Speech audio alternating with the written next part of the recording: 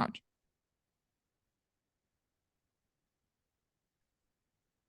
Šiandien aš kalbuosi su Violeta ir, na, turbūt kaip ir daugelis prieš pradedant bet kokį įrašą, pokalbį, truputį aptariam būsimą pokalbį. Ir aš klausiu Violetą, sakau, tai Violeta, kaip man tave pristatyti? Ir tai Violeta sako, žmogus. Tiesiog labai, na, nesiginčysim tiesa, ar ne? Ar ne, Violeta? Bet galbūt norėsi pati keletą žodžių pasakyti apie save. Tiesiog kodėl aš tave šiandien kviečiu pokalbiui. Tai dėl labai paprastos priežasties aš jaučiu, kad turim nemažai bendro ir dalinamasis augina ir tave ir mane ir kartu ar ne tai duoda žmonėms galimybę, na, vat, pasisemti tai, ko jiems galbūt šiuo metu reikia arba tuo metu, kuomet jie žiūrės įrašą. Ir dar toks dalykas, kad, na, kadangi aš šiai dienai kaip žmogus pasirinkau atstovauti ir žmogų, ir per įrankį, kurį, na, vat, žmogus pasirinko vadinti astrologija, tai man visuomet yra įdomu lyginti skirtingus įrankius. Kuomet sakau įrankis, tai turiu galvoje, na, įvairias ezoterinės praktikas. Ar tai būtų, ar ne, regresinė terapija, ar tai būtų meditacija, ar tai būtų giluminis kvėpavimas, ar tai būtų taro kortos, ar ne, kas bebūtų. Na, visgi tai yra kažkoks toks įrankis, kuris mano galva priveda prie, na, vieno ar to paties, na, galbūt ne atsakymo, bet kažkokios tais, na, bendro taško, ne, kur visos tos praktikos jos sueina, visgi jos sueina, nenori į vieną. Tai tiesiog norima intencija yra dalintis ir tobulėti iš profesinės pusės ir iš visos kokios ar net tik įmanoma. Tai Violeta, galbūt pati gali keliais žodžiais save pristatyti. Sveiki, aš Violeta. Tyrinėtoja. Žmogus, kuris tyrinėja. Aš daug didžiąją laiko gyvenimo gyvenau galvoje, prote, loginiam mąstyme, analitiniam analizavime ir buvau visiškai uždariusi jausmus. Netikėjau niekuo. Visa ezoterika man buvo šarlatanai. Astrologija taip pat įeidavo į tą. Jau nekalbant apie taro ar dar kažką panašaus. Ir vieną dieną viskas, mano susikurtas iliuzinis pasaulis prote sugriuvo. Man teko pažinti save iš naujo, kurti save iš naujo ir pasaulį pažinti iš naujo. Ir kuom žmonės gyveno, tikėjo, ką naudojo tūkstančius metų iki mūsų, iki krikščionybės, kažkodėl šiuo metu vadinama ezoterika. Nu, tebūnie. Bet dabar pats mokslas grįžta prie tų pačių energijų matavimų, vibracijų matavimų, dažnių matavimų, astrologijos. Vis ratas apsisuko ir vėl grįžtama prie senųjų tiesų. Tai aš dabar savimi tyrinėju tas senasias tiesas, kiek galiu pasiekti su savo šiuometinė sąmonė. Ir astrologija niekada nesidomėjau, nes mano vienas bandymas nueiti pas astrologą buvo labai nevykęs. Aš 99%, ką jisai sakė, nesupratau. Ir taip ir numečiu, čia ne mano. Bet kai išgirdau per pristatymą, kaip tu kalbi apie astrologiją, aš aš ją pamačiau visai kitomis akimis. Aš gėriau kiekvieną tavo žodį. Ir man buvo kažkas wow. Ir kuo mes daugiau kalbam apie tai, tuo man jinai darosi įdomesnė. Aš randu savo tyrinėjimuose labai daug asociacijų su astrologija. Taip kad čia man šitas mūsų pokalbis, nes man labai įdomu. Va, būtent, ar ne, kad tai visur yra kažkoks ryšys. Na, tarytum pasaulyje visatai neegzistuotų nieko, kas eitų po vieną. Viskas, Taip. visko susiję, ar ne? Taip, Taip. taip. Ir Violeta žinau ir savimi bandžiau, jog ar ne tam tikrą regresinį darbą tu taipogi, na ir atlieki, ar ne, ir gali pasiūlyti žmogui. Tai turiu galvoje regresinės terapijas, ar ne? Ar hipnozės, kaip mes tai nepavadinsim. Trumpai. Regresinė terapija, jinai šiek tiek kitokia. O regresinė hipnozė, tai dar kitas dalykas. Tai ilgas įvedimas ir tyrinėjimas. Ir niekada nežinai, kur pateksi, niekada nežinai, kur nukeliausi, kur nuves, nes viskas priklauso vėlgi nuo žmogaus sąmonės lygio. Manęs asmeniškai pirmus kartus į mano praeitus gyvenimus net neįleido. O paskui jau tyrinėjant, pačių mano gyvenimų rodė nedaug. Kuo aš labiau valiausi iš savęs visokias šiukšlės programas, tie praeiti gyvenimai savaime, kaip prisiminimai pradėjo ateidinėti. Taip kad tiems žmonėms, kurie eina sąmoningumo keliu, ir daug greitesnių būdų įeiti, prisiminti tos praeitus gyvenimus, negu regresinė hipnozė. Aš į ją ėjau, nes aš buvau stipriai protė ir man nemokėdavau atsipalaiduoti. Aš nemokėjau medituoti. Man to reikėjo, kad išmokčiau išjungti protą. Tai va tokiem sustingusiems, kaip aš buvau tada, tai labai geras metodas, bet būtina susirasti gerą specialistą su gerom rekomendacijom, kad būtų kokybė, kad būtų darbas. Nes regresiniai hipnozai tu ne tik keliauji po praeitus gyvenimus, tu ten gali išsivalyti skaudulius. Pavyzdžiui, tau skauda petį ir tu nežinai kodėl. Medicininiai parodymai visi geri, tyrimai geri, traumos nebuvo, bet tau skauda vienoje vietoje petį. O tu nuėjęs į regresinę hipnozę randi, kad kažkuriam gyvenime ten tave nužudė su ietim ar su strėle ar kardas toj vietoj. Taip kad čia ten išsigydžius, atradus, pamačius, priėmus tą situaciją, tau šiame gyvenime dingsta fizinis pojūtis. Čia tik vienas iš mažų pavyzdėlių. Taip, ir ačiū Violeta. Ir tu palietei labai man įdomią temą, dėl tos ar ne konkrečios patirties praeito gyvenimo, ar ne, ant kiek, sakykime, žmogus esantis ar ne pas regresologą ir vedamas į praeitus gyvenimus, praeitas patirtis, ant kiek jisai gali pasitikėti savo matymais, ir tai negali būti tiesiog kažkokie pasąmoningi ir sąmonės ir pasąmonės persimaišę, žinai, įtakoti dariniai, kurie sukuria mums vaizdinius. Kiek tu manai, be abejo, jau ir tu pati minėjai, ne, žmogaus sąmoningumas, jisai turbūt sugebės atsirinkti, ar ne, ar sąmoningas. Aš tuo metu buvau gan nesąmoninga ir vis dar labai stipriai protė. Ir aš suvokiau, kad aš tokių dalykų nesugalvočiau. Aš nebuvau nei skaičius tokio dalyko, nei filme mačius. Ir regresiniai hipnozai tiesiog negali meluoti.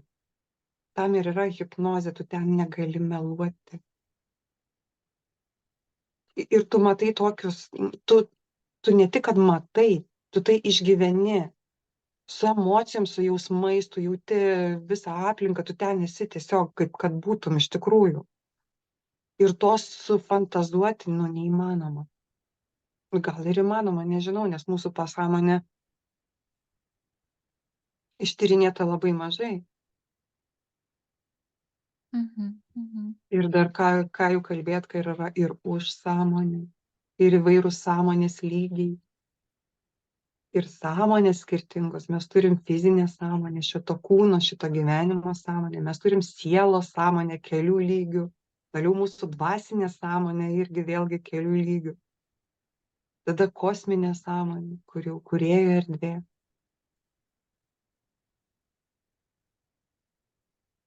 Taip, ir pamatai, astrologiją praktikuojančių irgi yra labai įvairių ir mokyklų, ar ne, ir tie patys ir studentai ateina iš tos įvairovės. Ir vat neišvengiamai susiduriu su netgi ir tais pačiais klientais, ar ne, kurie dalinasi savo ankstesnėmis patirtimis su tais pačiais ar tais astrologais, ar ne, kurie galbūt leidžia savo šnekėti gana nemažai apie praeitus gyvenimus. Ir ypatingai, kuomet vat, yra įvardinama, ne, kad tu, pavyzdžiui, ten buvai praeitam gyvenime vat, konkrečiai kažko, nes, sakykime, statybininko, ant kurio užkrito ten plyta ir na, žodžiu, tai privedė prie mirties ar vat, kažkokį tokį dalyką, ne, kur žmogus labai labai stipriai užsikabina. Ir čia aš turiu Tai tu man ganėtinai... pasakyk, kaip kaip žvaigždė gali parodyti plytą. Kuri žvaigždė, kuri planeta rodo konkrečiai plytą? Tai labai labai labai taiklus klausimas, Violeta, nes mano manimu tai nėra įmanoma, ar ne? Nebent ta žmoguje sėdinti žvaigždė pati įsijungs, ar ne, ir vat, pasakys. Tai tuomet aš jaučiu va, tokią, žinai, jėgą, kad va, tu turi kažkokį astrologinę stiprybę ir tu ją papildai, vat, pavyzdžiui, tavo praktiką, ar ne? Nes, na, nėra kartu kaip vat, bet kokią tais dvasinę, ar kaip mes pavadinsim praktiką paėmus, aš joje matau, žinai, ir tokią ir begalybę, bet kartu ir labai ribotumą. Ar ne, tai yra ir begalybė, ir ribotumas viename. Ir mes esam priklausomi vienas nuo kito, ar ne, kaip žmogus sociali būtybė, taip ir visos tos praktikos, jos negali vaikščioti po vieną. Dėl to man toksai iš karto, žinai, atrodo, oi, žmogui šitam, nu, negali tu duoti tokios, ar ne, konkrečios žinutės, nes jinai bus priimta kaip per daug intimi ir grina, na, žinutė, ar ne, kuri realiai, na, nebus tiksli. Tokia kaip sukuriama iliuzija, apgaulė, kad žmogus suprastų, apie ką eina šneka. Tai būtent. Ir čia ne tik astrologija, ką be paimtum, tarologija ar ten aiškiaregystė. Tu negali, čia yra tiesiog specialisto etika. Tu negali sakyti konkrečiai, nes tu tiesiog užprogramuoji žmogų. Va, tau ten nukrito. Jeigu aš pati nepamačiau, man negali kitas sakyti. Ne. Ir aš šio klausimu turiu gana aišką ir konkrečią, ar ne, poziciją. Tai, kad visgi tas astrologinis, ar ne, žmogaus gimimo momento žemėlapis, ar ne, tradiciškai vadinamas horoskopu, jisai, na, gali parodyti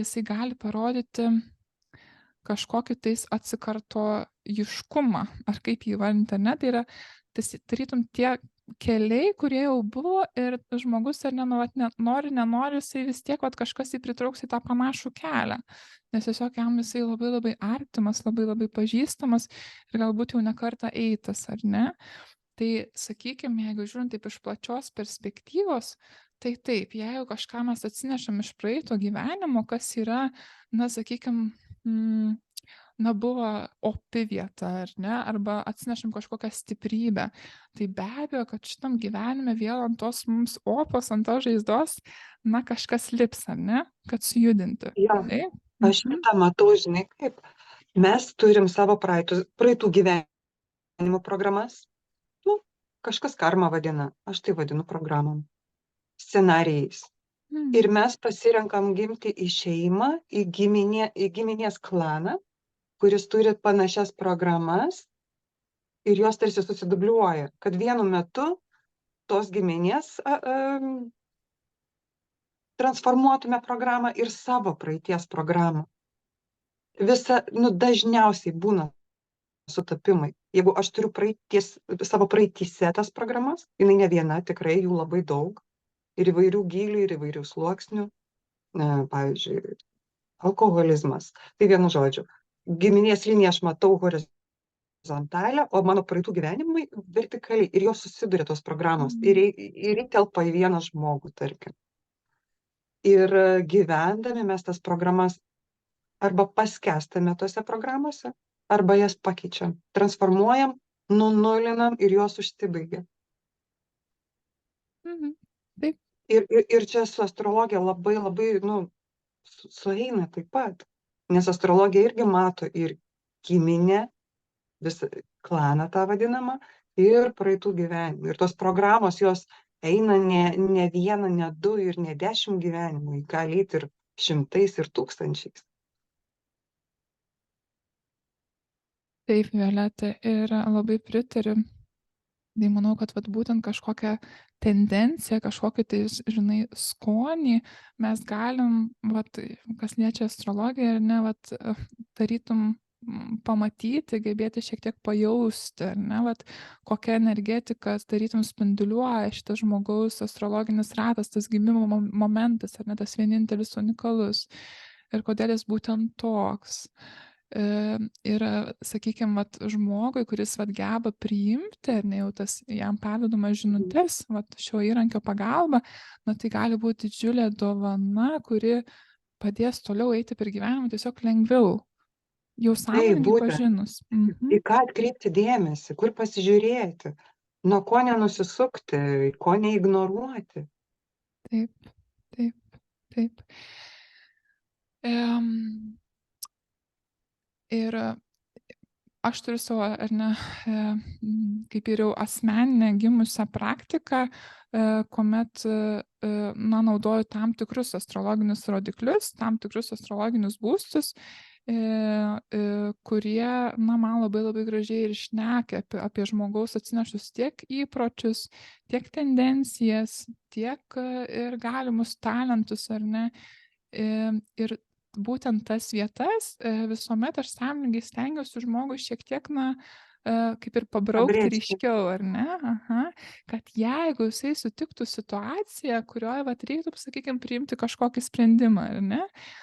Sakykime, ar net nežinau, ar man dabar rinktis ten kažkokį darbą, kur reikės labai labai daug logiško mąstymo ir galvojimo, ar man rinktis kažkokį labiau menišką darbą. Tai žmogus, žinantis, kad jisai jau su savo loginė puse ten tiek perspaudė, kad jam laikas išmokti atsipalaiduoti, jis jau priėjęs tą situaciją, jis jau pats sugebės priimti sprendimą, ar ne, ir pasirinkti, tikiuosi, tą labiau atpalaiduojančią, ar ne, gyvenimo pusę, kad nereikėtų, kaip ir tu minėjai, alkoholio naudoti kaip vienintelės tos atsipalaidavimo galimybės, pavyzdžiui, ar ne. Tai tokia intencija kalbėti apie praeitus gyvenimus, praeitas patirtis, pas mane yra grinai tokio tipo, ar ne, kad gautų žmogus šiek tiek to įrankio pats vėliau gebėti priimti sprendimus. Žinai, kūrybos, ezoterikos, kūrėjo kanalas ir alkoholizmo yra tas pats. Žmogus geria, kai neįgyvendina savo potencialo. Arba bijo, kažkokios programos jam neleidžia to padaryti. Pavyzdžiui, gerai, aš buvau žolininkas, ten gidūnas ir mane ten inkvizicija, tarkim, nuteisė, ane? Aš viską darysiu šiame gyvenime, kad neaktyvuočiau tos savo dalies. Ir aš geriu, tarkim, ne? Kad nes srautas eina vis tiek, jisai atidarytas, žvaigždės visos susidėlioja taip, kad tavo tas srautas, tu nori, nenori, jisai daug metų, daug gyvenimų treniruotas, jis yra jau. Ir žmogus geria, kad užblokuot tą neišnaudotą potencialą, tą kūrybiškumą, nes nuo minčių, nuo idėjų galima išprotėti. Taip, tarytum tai matomas kaip tas vienintelis irklas, ar ne? Kaip dar gali. Nes e, pasąmonė didžiulė baimė, kad vėl bus kažkas padaryta su tavim. Taip, taip, taip.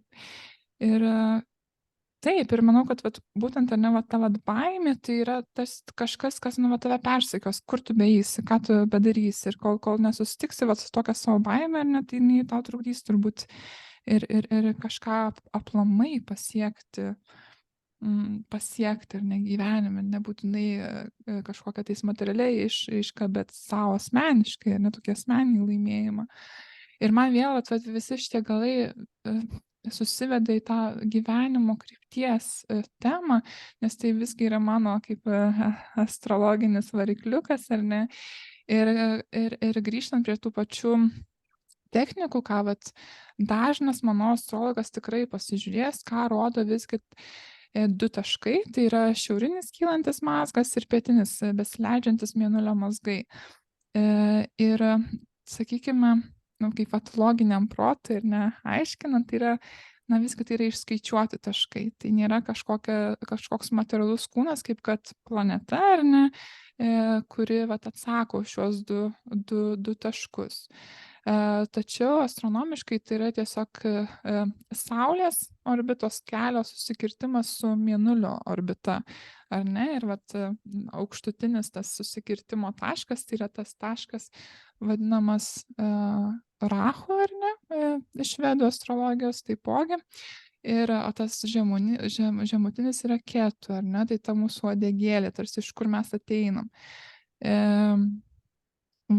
Ir tai tokie du pagrindiniai principai, kad tas viršus mums rodo kryptį, kur eiti, o ta apačia rodo, iš kur mes ateinam, ar ne? Tai darant tolimesnę interpretaciją per būtent šios du taškus, tu gali matyti, o tai ką žmogus veikia, ar ne? O ką žmogus galbūt atsineša ir kokie ar tai bus įpročiai, ar tai bus silpnosios, ar tai bus stiprosios vietos, bet kaip tai žmogui gali padėti eiti jo keliu, jo kanalu, ar ne? Nes visgi visada eisim, na, tobulėjimo link, ar ne į viršų, ne žemyn, į apačią. Atsimenu, atsiprašau pertraukiau, aš atsimenu, kai tu mano žiūrėjai, aš supratau, kad aš savo beveik pusę savo gyvenimo gyvenu prieš savo paskirtį. Taip, aš irgi puikiai Man pamenu. labai įdomu, kaip taip įmanoma. Taip, aš turiu įsijungusi tavo astrologinį žemėlapį ir jeigu tu nieko prieš, tai galiu pasidalinti, tiesiog ten, žinai, astrologinis ratas nupieštas. Aha, gerai. Kad būtų ir vizualas. Taip, aha, matai turbūt, ar ne? Dar ne, bet taip. Aha, matau, kad kraunasi. Tai būtent, ar ne, kai kalbama yra apie praeitį ir kažkokią tais ateitį, ar ne, tai jinai gali būti suprantama ir labai plačiai, ir labai siaurai, ar ne? Jau vakar yra mano praeitis, o rytoj yra mano ateitis, ar ne? Arba ten pirmieji vaikystės metai yra mano praeitis, o ar ne tas brandos amžius yra mano ateitis, arba praeiti visi gyvenimai tai yra mano praeitis, ar ne? O visi būsimi gyvenimai, kur mano siela veda ir eina, yra mano ateitis. Tai šie du karminiai taškai astrologai žiūri per tą pačią prizmę, jie šneka apie viską, ar ne? Tai nėra kažkokio vieno ar ne atskiro dalyko. Viskas visada vėl kartojasi ir kartosis dar daug kartų. Viskas visuomet su viskuo yra susiję ir negali kažko atkabinti, ar ne? Taip, matau, kad kelia astrologinį žemėlapį. Na, bet kai jį užkraus, tai užkraus, bet taip, Violeta, ir žinai, nematau per didelės prasmės šnekėti apie detalės tavo astrologiniam rate, nes visų pirma, čia nėra konsultacija, ne? Tai yra mes kaip kolegės, tikslas mūsų kaip kolegių yra tiesiog, na, šiek tiek ir lyginti technikas ir žiūrėti, kiek jos galbūt sutampa, galbūt prasilenkia, ar ne, ir kaip jos gali vieną kitą papildyti. Ir ar gali jos vieną kitą papildyti, ar ne? Jos labai pildo vieną kitą. Taip. Nes astrologijoje jūs turit archetipus įvairius, kurie Taip, labai gražiai apibūdina žmogų. Ir tie archetipai turi kažkokias veikimo programas. Ir jos tikrai ne vieno gyvenimo. Jos iš kažkur susidarė ir atėjo. taip, Taip, taip. taip kad tai daugybės tūkstantmečių tyrinėjimo rezultatas. Aš taip suprantu astrologiją. Taip, tai yra tiesiog per labai, na, ir nuoseklų, ir detalų, akylų žmogaus stebėjimą, ar ne, tiek gamtos reiškinių, dangaus kūnų judėjimo, žmogaus reakcijų į tą dangaus ar ne kūnų judesį, bet sudaryta sistema. Tai yra tęstinis žmogaus darbas. Ir iš tikrųjų, kaip gražu gebėti ne tai, kas buvo pradėta Babilono laikais, arba dar seniau, ar ne, jeigu vedų astrologiją vadovausimės, ir gebėti tą įrankį puoselėti ir galbūt tikėtis, kad jį ir toliau kažkas ar ne naudos ir puoselės. Va. Ir žiūriu, kad mano astrologinio rato nekrauna, bet tai nėra būtina, aš jį turiu ir matau. Ir aš, žinai, vat, pamenu mūsų susitikimą ir, žinai, vat, mane pačią nustebino tas astrologinis žemėlapis, tu pameni, Violeta. Ir labai buvo dėkinga, kad tuo metu mes tiesiog abi kartu buvom vienoj patalpoj ir viskas vyko labai greitai, ne? Gauni informaciją, aš gaunu atgal, ar ne, kažkokį grįžtamą ryšį ir mes labai greitai supratom, kokią tau būtent žinutę jisai, ar ne, nori vat, perduoti būtent tuo metu. Ir apskritai gyvenimui iš tikrųjų, ar ne? Nes tavo kanalas, ar ne, tai kaip visuomet aš kalbėdama apie gyvenimo kryptis, tai kalbu apie tuos du polius, kuriuos ar nežymi minėti anksčiau du taškai, tai Ketu ir Rahu, ar ne, šiaurė ir pietus, ar ne, tie du amžini poliai, juoda balta, na nėra nieko, ar ne, kas nesvertų vienas kito. Ir tai tas polis, iš kurio tu ateini, ta Ketu, tai pas tave yra tas žuvų, ar ne, kanalas. Ir kažkas su visais dvasiniais dalykais, su ta pačia gydo profesija, kaip tu ir paminėjai, žolininkystę, visą pasąmonę žmogaus, ar ne, tokiam nematomom, paslėptom vietom, plačiaja prasme, jau buvo su jom daug veikta, daug nudirbta, daug daryta, bet, na, nieko nėra idealaus, ar ne? Tai visuomet liks, kas, na, iki galo dar nedaryta ir šiandien turbūt dėl to ir sėdi. Ir tu čia, ir aš čia, nes turim su kuo dirbti kiekvienas asmeniškai. Ir kaip pajaučiu, kaip man per daug įsijungia protas, ar ne? Nes visgi astrologija yra labai nemažai visokių skaičiavimų, ar ne? Ir daug ten prisiminti tų dalykų žmogui reikia. Tada aš grąžinu save prie simbolikos. Ir dažniausiai simbolika labai labai gražiai parodo. Tai tie patys archetipai, tačiau astrologai turi dar vieną įrankį, tai yra aiškiaregystės kanalu atkeliavę simboliai. Ir kas mane šiek tiek žino iš paskyros, tai aš ten buvo periodas, kad aš kiekvieną dieną sakiau tos simbolius, ar ne, pagal Saulės judėjimą. Ir dalinausi, ar ne, tiek pačių simbolių, tiek mano įžvalgom tų dienų aktualijoms. Tai būtent šie simboliai man padeda suprasti labiau apie, na, tokius kaip, žinai, sielos tikslus, nes tarytum tas įėjimas į tam tikrą kūną, tai yra kažkoks vienas ratas, o tas sielos ratas, jisai yra visai kitas. Ir žinai, jie taip lengvai nesusieina, tarytum yra kažkoks tarpas, čia reikia kažkokį tiltą nutiesti. Tai man tas aiškiaregystės kanalu, to tarytum tiltų, atėjusių simbolika, jinai man padeda tuos tiltus tiesti prireikus, ar ne? Taip, ir pasauliniu mastu tai šie simboliai, žinomi kaip Sabian orakulo simboliai. Ir tikrai rasi kiekvienoje astrologiniai programai. Tiesiog, na, ne visi skiria laiko tam naudojimui. Tai vėlgi tai yra ir interesų, ir poreikio, ir gebėjimo juos panaudoti ar ne, toks klausimas. Va. Ir taip trumpai, ar ne, kadangi tas visas astrologinis ratas susideda iš 360 laipsnių, ar ne, kiekvienas ratas, tai kiekvienas iš astrologinių rodiklių žmogaus asmeniškai užims tam tikrą laipsnį, ar ne? Tai sakykime, jeigu aš naudoju žmogui 12-13 astrologinių rodmenų, tai man bus aktualūs maždaug 13 simbolių, ar ne? Taip. Ir jeigu mane domina praeitų gyvenimų istorija, tai aš visuomet pradėsiu nuo ketų, to taško, kur susiduria Mėnulis ir Saulė orbitomis. Ir iš tikrųjų sakoma, kad per šiuos taškus ir dvasios kažkaip ar ne, sielos tiesiog randa kelius, kaip įeiti ir nenusileisti į žemę. Ir tai dalykai, apie kuriuos iš tikrųjų yra sunku tikrinti protu, jeigu įjungi protą, ar ne?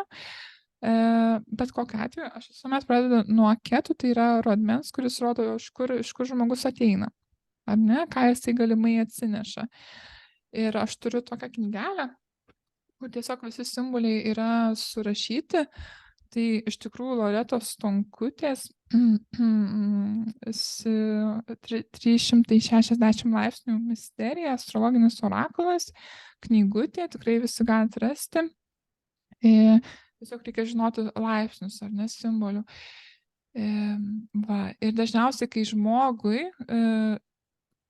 skaitau jos simbolį, jisai visuomet supranta, apie ką tai.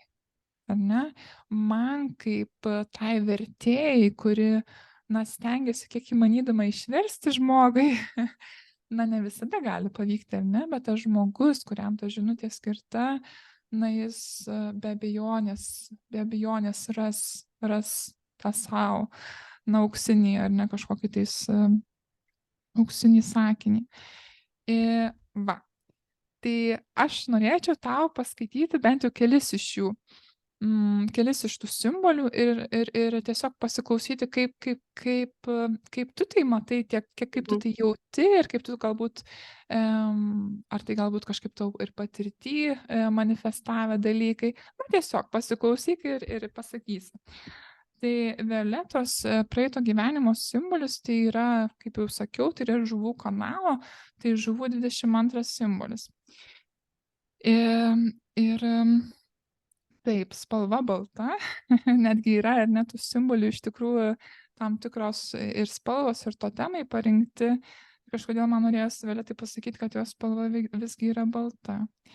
Taigi simbolis sako, kad pranašas leidžiasi nuo Sinajaus kalno nešinas įstatymo lentelėmis. Ir toliau šis simbolis yra aiškinamas. Poreikis į kasdienio gyvenimo lygmenį nešti tai, kas paaiškėjo didžiulėje nepaprastoje patirtyje. Simbolis akivaizdžiai susijęs su pagrindiniais naujos religijos principais bei naujais gyvenimo ritualais, gautais Mozės iš Dievo.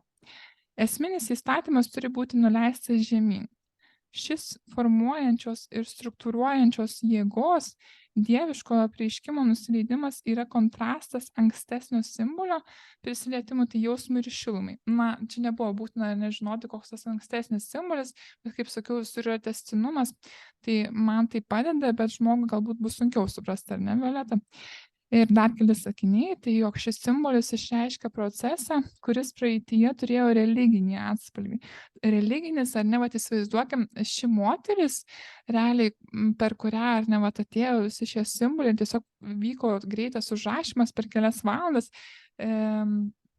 Tai kalbama, jeigu neklystu, apie 19 amžiaus pabaigą.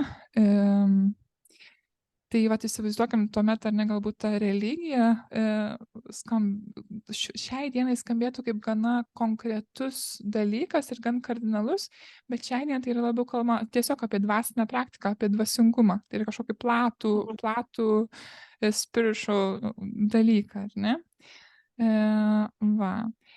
Taigi simbolis išreiškia procesą, kuris praeityje turėjo religinį atspalvį, o šiais laikais labiau susijęs su asmeniniu psichologiniu lygmeniu. čia svarbu tai, ką jūs darysite po nepaprastos patirties, ar ne? Ir raktinis žodis čia gali būti mandatas, o pagrindinė problema, kaip tinkamai šį mandatą panaudoti. Ne? Tai vėlgi, ar ne, tai buvo pranašas, kuris leidžiasi nuo kalno ir nešinasi statymo lentelėmis kažkokią tai žinutę, ar ne? Ir tu gauni mandatą leisti nuo to kalno kažkokią žinutę, bet ar tu sugebėsi ją tinkamai panaudoti. Va, tai tavo praeito gyvenimo pagrindinis simbolis. Vėl grįžtam prie regresinį hipnozę. Per antrą regresinę hipnozę aš sužinojau, kad aš esu kanalas.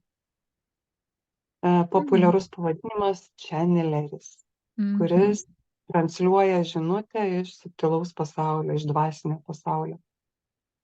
Mano esybė, Violetos esybė buvo patraukta ir per mane kalbėjo mano vedlys vyras, vyriška giminė.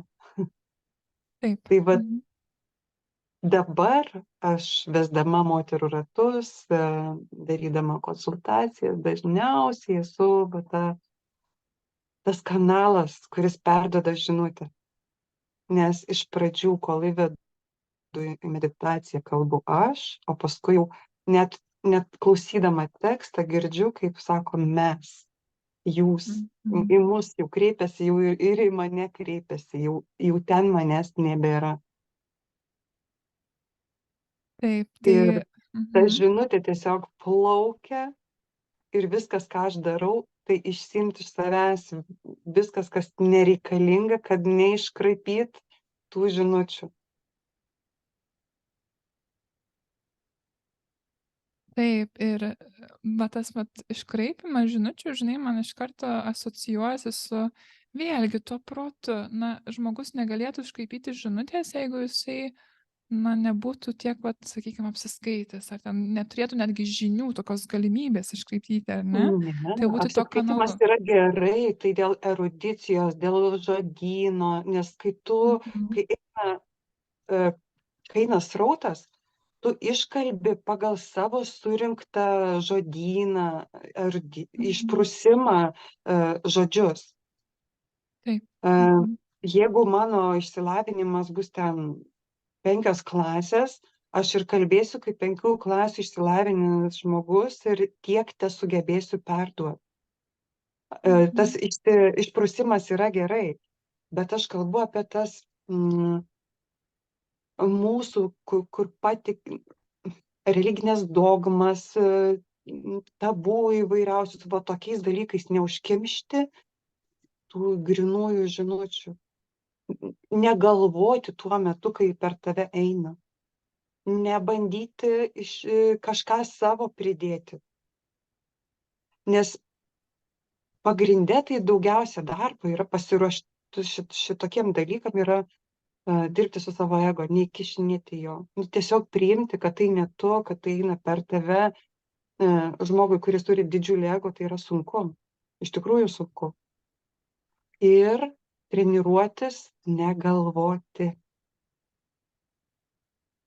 Tiesiog tuo procesu pasitikėti, tuo visų procesų pasitikėti tiek, kad nieko nekontroliuoti, pasiduoti. Viskam, kas vyksta, viskam, kas eina, viskam, kas darosi. Tai va, aš apie tokius paruošiamuosius darbus kalbu. Išmokti klausytis, nekuriant galvoj atsakymų, kaip man tai ištransliuoti.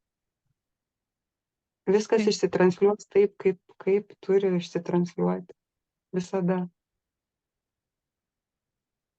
Ir, kai skaitome, ar ne, kažkokį tais, galime daryti prielaidą, kad tai šneka apie mūsų praeitus gyvenimus, ar ne? Ir tai, ką tu dabar man šneki, tai tikrai nekalba apie kažkokius labai kitoniškus dalykus, tai visgi simbolis, jis yra labai platus, ar ne? Bet jisai atspindi esmę, ar ne? Sakykime, jeigu vartytume tuos visus 360 simbolių, pamatytume, kad, na, ko ten tik nėra, ar ne, kiti ir apie Mhm. karus šneka ir, na, tokius kitus dalykus, o čia vat būtent apie tą vat pranašišką žinutę, kuri turi nusileisti tuo kalnu, ar ne, ir kažkokiams, ir įsikūnyti į kažkokį materiją, materialų dalyką. Ir kuomet vat ateinam iš tokios, ar ne, iš tokios jau turėtos, galbūt kažkadais panašios misijos, na, nori, nenori, mes atsinešam tą vat bagažą, ar ne? Kažkoks tais bagažas pilnas įvairiausių patirčių. Ir tai ne tik bagažas, mes Mhm. tam ruošiamės daug gyvenimų. Tiesiog ruošiamės. Taip. O dabar pabandykim įsivaizduoti, Violeta, kad va su šitu visu bagažu tu gauni tokią, na, sakykim, labiau konkretesnę, kaip ir ne užduotį, bet tokią vat misiją, tau jau leidžiasi suvokimai, jau ką tu su visu tuo turi ar turi daryti, nu, kokia to paskirtis. Gerai, aš čia susirinkau, nešuosi tą sunkią kuprinę, bet tai kur man ją išsipakuoti, ar ne, ir koks tikslas to išpakavimo. Ir kai aš, vat, ar ne, darau skaitymus, ar tiesiog ir dėl savęs pasižiūriu, ar dėl kažkokių tais aplinkinių, ar ne, tai visuomet tada žiūri į priešingą pusę. Aha, gerai, o tai ką man dabar veikti su visu tuo? O tai astrologiškai visuomet, bent jau tą ataskonį, tą skonį, tą tokį flavor, rodys priešingas polis, tai tas mūsų racho, ar ne, ta galva, tas šiaurinis kylantis mėnulio mazgas. Ir pas tavęs tai labai aiškiai eina per mergelės, ar ne, kanalą, kuri visgi yra, jeigu iš archetipinės pusės, ar ne, tai toji praktiškoji, darbštuolytė, tvarkingoji, vis laiko stinganti vat, būtybė, ar ne, vat kažkokia persona.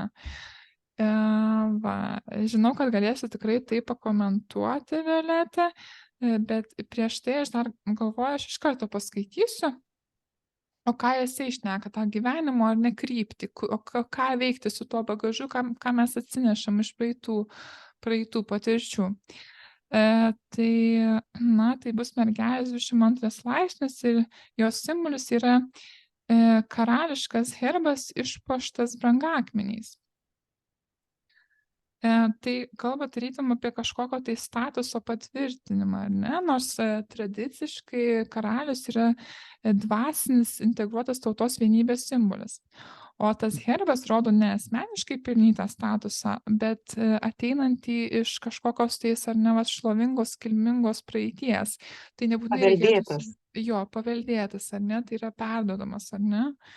Taip, teisingai. Kiekvienas adeptas priklauso pirmtakių įnešusių savo indėlį į žmonijos evoliuciją sekai, o dvasiniai pasiekimai tai ilgų pasikartojančių pastangų rezultatas. Ne? Tai tarytum tas karališkas kelias, čia toks atitikmuo skliausteliuose stovi kaip radža joga, jeigu kažkuriam iš klausytojų ar nepažįstamas terminas. Ir tas pats Gautama Buda turi okultinį vardą, ne? Ir čia kabutėse rašoma, kad cituojama tas, kuris atėjo po savo pirmtakių. Ir tiesiog tas herbas rodo kolektyvinį kažkokį statusą, ne tą paveldėjimą, kaip tu ir minėjai, Violeta, kažkokią dvasinę tarnystę. Ir tas, kuris jį nešioja, prisima atsakomybę už šią tarnystę, ne? Esmė prisimti atsakomybę. Žmogus įgyvendintis šią atsakomybę įgyja kilnumo, o simbolis klausia, ar tu nori, ar tu gali, ar tu pasiruošęs priimti karališką atsakomybę kuriame nors lygyje. Va. Tai krypties simbolis. Violeta. Šitą tu man dar nebuvai sakius. Ne. Ne. Dabar viskas kaip ir aišku patapo.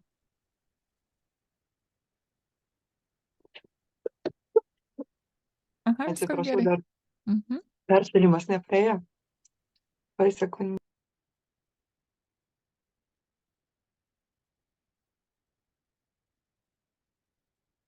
Taip, tai vėlgi primenu, kad tai yra simbolis rodantis gyvenimo kryptį, o į kurgi eiti, ar ne?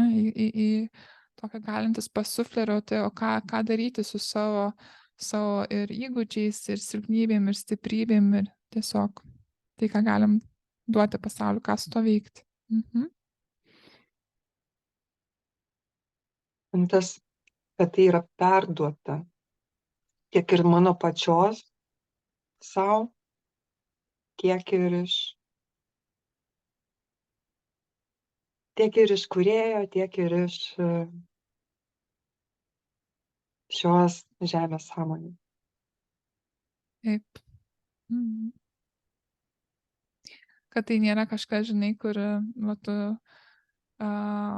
gimiau ir dabar, žinai, čia jau, įvaldžiau tą savo kūną ir dabar pasieksiu, ką noriu. Ir šiam gyvenime, ir per vieną gyvenimą, ir būsiu tas, žinai, nieks neteina be kažkokių ankstesnių pastangų ar ankstesnių patirčių.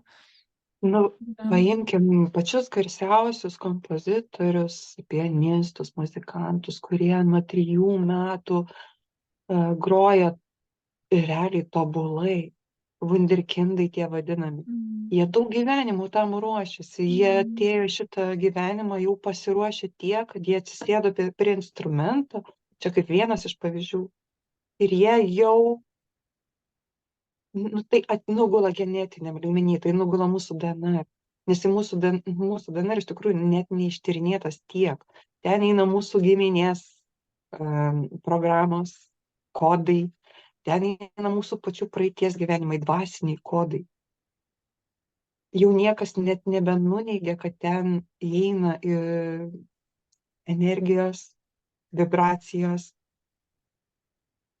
ir dar daugybė tų dalykų, kurių kol kas mūsų žemiškas protas negali suvokti, nes mes tiesiog neturim tokio pasiruošimo lygio. Bet jau kuris laikas su mūsų dvasiniai vadovai sako, kad žemės laukia keli dideli atradimai, kad mes jau pasiekę tam tikrą sąmonės lygį, kada tai jau savo nebepakenksim.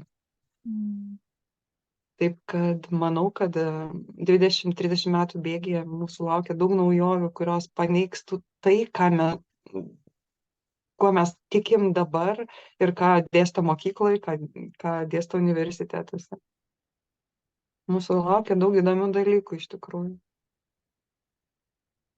Net neabejoju.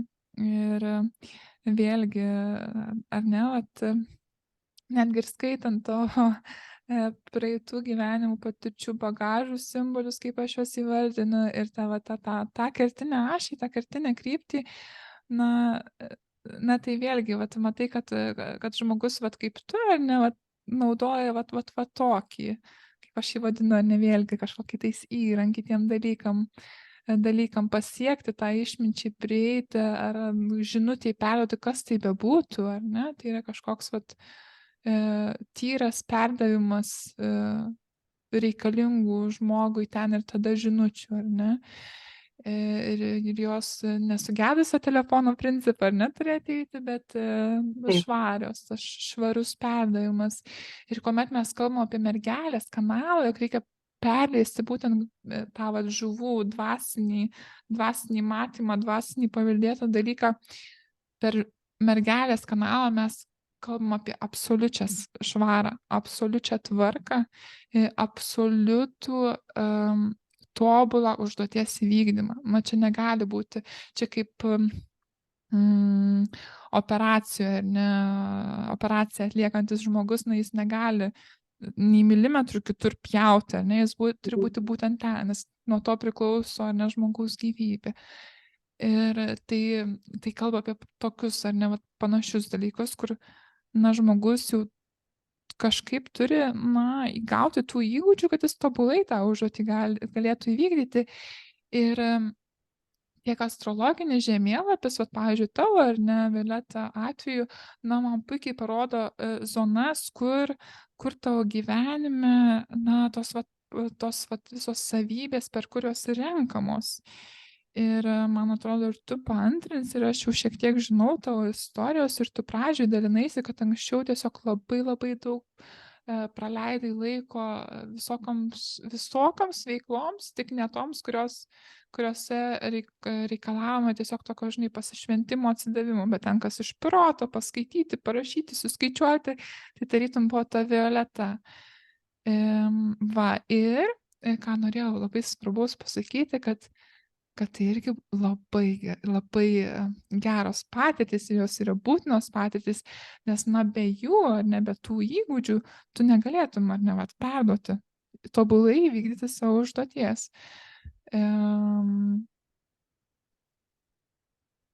Ar jauti per savo gyvenimą, ar ne, kiek jau jo, ar ne, yra nugyventa, kad tavo tarsi praeiti gyvenimai labiau eitų koja kojan su Ketu, tai per žuvų kanalą, bet žinai, ta tavo praeitis, tai jau reiktų žiūrėti labiau į praeitus gyvenimus, o kad šįsyk tai jau viskas, jau ta prasme, jau tu turi tą, žuvų atsineštą dvasinį elementą, dabar reikia išmokti nuleisti, tarytum žemyn kanalu ir taip gražiai supakaus, tvarkingai atiduoti žmogui, ar ne? Jeigu žiūrint iš dabarties perspektyvos, iš to, ką aš dabar suvokiu, suprantu, jaučiu ir matau, tai buvo totalus ruošimasis. Ir ne vienas, ir ne 10, ir ne 20. Ten buvo daugybė tūkstančių metų ruošiamasi.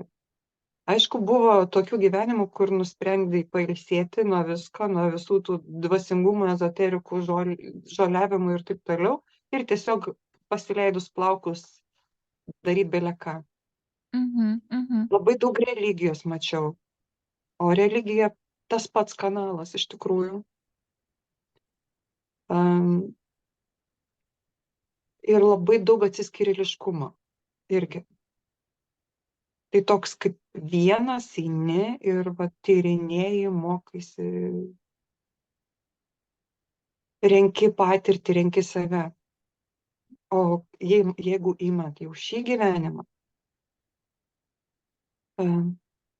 dabar toks laikas, kad mes per vieną fizinį gyvenimą galim nugyventi 2, 3, 4 dvasinius. Tai mano vienas gyvenimas pasibaigė, tas materialus, kur viskas sociume, kur eini kažkam kažką įrodinėji, pinigai, namai, vaikai, medžiai ir taip toliau. Konkurencija su vyrais, su savim. Ir tas etapas pasibaigė, aš šitai žiūriu irgi kaip į praeitą gyvenimą. Nes tokia, kokia buvau, aš jau nebesugrįžčiau į tai. Nes jaučiant dabartinę laisvę, dabartinį lengvumą, į tą karinę padėtį, nuolatinę karinę parengtį, tikrai nenorėčiau grįžti. Ir mano praktikos visos, kurias aš ėjau save, tvarkyti save, nes aš buvau tiek prisirinkus įsitikinimų, programų, aš veikiau per valios pastangas. Iš tikrųjų, mano didžioji dalis, aš neįsivaizduoju, kaip aš išgyvenu. Viskas valios pastangomis. Per negaliu. Ir tos visos praktikos, kurias aš jau pradėjau, tyrinėdama save, nes aš norėjau save pažinti, kas aš iš tikrųjų. Nors nuo vaikystės man kildavo tokios mintis, kad ką aš čia darau, kas aš. Kodėl aš niekur nepritampu, man viduje visą laiką atrodo, kad aš svetima. O.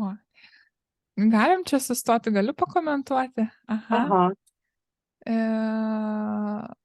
Nes žiūriu, aš ne į tavo astrologinį žemėlapį ir vėlgi Chironą dabar užkabinai.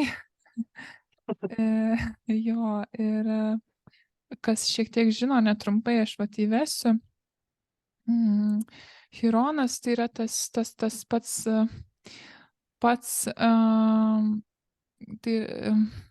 taip, tai yra archetipas, kurį labiausiai galima susijęti su gydovu, bet kuris pats ar ne nešas irgi kažkokią tai žaizdą. Nėra nei vieno galbūt ir yra, ir negaliu taip teikti, bet dažniausiai galbūt žmogus, kuris gali kažką atiduoti, jis visgi panašų dalyką turi per savo patirtį praeiti, ar ne?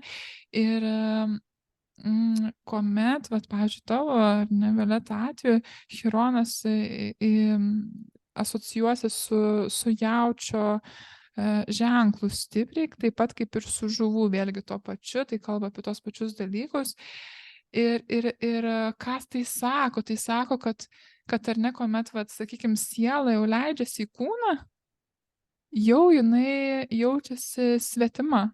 Tarytum tas kūnas, kažkoks svetimumas, ar ne, man taip nepatogu. Niekad nepatogu man šitam kūne. Ir čia gaunasi tokia, kaip ir ta žaizda, kur yra, jos tu negali pagydyti, ją reikia tik tais priimti, ar ne, ir su ją taip gyventi. Tai man tavo tas pasakymas iš karto, tau Chironas, galvoju, šneka. Ir man vaikystėje kildavo tokių keistų klausimų, pavyzdžiui, religijai, labai daug klausimų turėjau religijai. Kaip gali kūdikis gimti iš nuodėmės, ar su nuodėme? Kaip? Mano logiškam protui, jau vaikui, man net nelogiška tai atrodė. Taip. Ir man nepasisekė sutikti tokio kunigo, kuris taip paaiškintų, o ne pasakytų, kad taip yra ir viskas. Man reikėjo detalaus, išsamaus, man visur reikia išplėstinio suvokimo, išjautimo gal netgi labiau. Ir pavyzdžiui, jeigu kokia nors mane labai stipriai vedė aukščiausias, jeigu kuri praktika eidavo man iš proto, pavyzdžiui, norėjau į reiki. Vieną kartą pavedimas nepraėjo, antrą kartą grupė nesusirinko. Jau dabar supratau, tikrai man ten nereikia. O kur reikia, viskas, tiesiog per kelias sekundės apsisprendimas, sumoki ir jau ten esi. Ir taip visur. Ir visur ėjau ne kad kažkuom būti, ne, aš iki paskutinės minutės priešinausi, jau kai viskas atsidarė, jau tai priešinausi.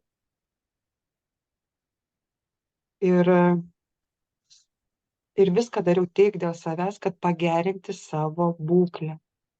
O visa kita pakavosi pakeliui. Kuo aš labiau save harmonizavau, tuo daugiau pakavosi mano ryšys, tas kanalas su kūrėju, tas žinojimas, matymas.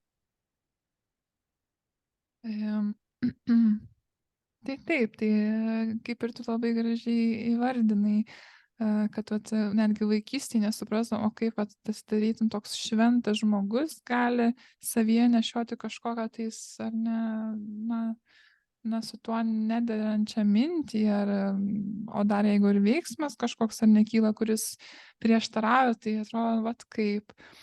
Ir tai vėlgi, ne, tai yra kažkas, ką ir savyje žmogus gali matyti, ką teks neštis per gyvenimą, ir tas žodis teks, ar netarytum kokią kančią, bet aš neturiu to galvoje, labiau tai yra galimybė tą tokį svorį kažkokios, ir kaip aš vadinu, ir naštos, ir didžiausios dovanos viename versti į mano galbūt netgi pagrindinį motivatorių, ar ne, į taip perkonvertuoti, kad tai virs mano vienu didžiausiu potencialu, tai padės man siekti mano tikslų. Tai kas liečia, ar ne, kuomet Chironas tai yra susijęs su kaip tavo ženklų jaučio, ar ne, žvaigždynų, tai visada mums šnekės apie ir tą pačią savivertę, ar ne, kuomet pirmiausia turi suprasti, kad kokio dydžio ar nedydžio yra mano savivertė, ir tik tuomet tu galėsi tą patį pradėti kažkaip, ar ne, atrodyti kitiems žmonėms. Man prireikė laiko atskirti ego nuo savivertės. Knygų protingų prirašyta bele kiek. Kur kiekvienas žmogus skirtingai tą pačią informaciją perteikinėja, tarkim, ne? Esmė, aš iš tikrųjų visą laiką ieškojau taikos viduje. Ne ramybės, o taikos su savimi. Priimti visą tą dualumą supantį. Priimti tai, kas vyksta, priimti ligas, karus, marus, visą tai priimti, nesmerkiant, nepiktinantis, o tiesiog priimant, nes mes atėjom į dualų pasaulį. Ir daug metų nuo vaikystės man tas dualumas atrodė nesuvokiamas. Kaip? Kodėl visada reikia rinktis? Dėl ko tai? Dėl ko tu arba blogas, arba geras? Kas nustatė, kas yra gerai, kas blogai? Dėl ko vienoj šaly gerai yra gerai, o kitoj šaly tas, kas čia gerai, kitoj šaly jau nebegerai? Man nuolat kildavo tokie klausimai, ypač žiūrint skirtingas religijas, tarkim. Niekaip nesuprastavau. Tai vėlgi nesi tobulas pavyzdys, nes ir toliau pati kalbė apie savo Chironą, tai būtent tas dualumo aspektas, tai vienas iš pagrindinių, kad kaip ar ne, Chirono, kaip iš mitologijos atveju, jisai gauna didžiulį skausmą ir kartu jis yra nemirtingas, ar ne? Tai realiai jam kaip ir nelieka jokių kitų išeičių, kaip priimti savo skausmą, nes jam vis tiek reikės gyventi, ar ne? Ir žinai, galvoju, kad galbūt tai yra kažkas, kas sieja kiekvieną žemės gyventoją, ne? Nes tas kiekvienas gimimas tai yra priėmimas, kad, jeigu tai yra per mane atėjusi gyvybė, kad tai kartu ir neišvengiamas fizinis išėjimas, ar ne? Tas dualumas. Tu gimiai, bet tu neišvengiamai ėjai į terpę, kuri yra laikina. Ir tai tokia ir dovana, ir skausmas, kurį žmogus nuostabiai iš tikrųjų dažniausiai ir nesugeba derinti ir rasti tokį ir savo, ir motyvaciją, o tai kamgi gyventi, ar ne? Tai yra, Idealiu atveju labai daug žmonių dar nei dienos negyveno.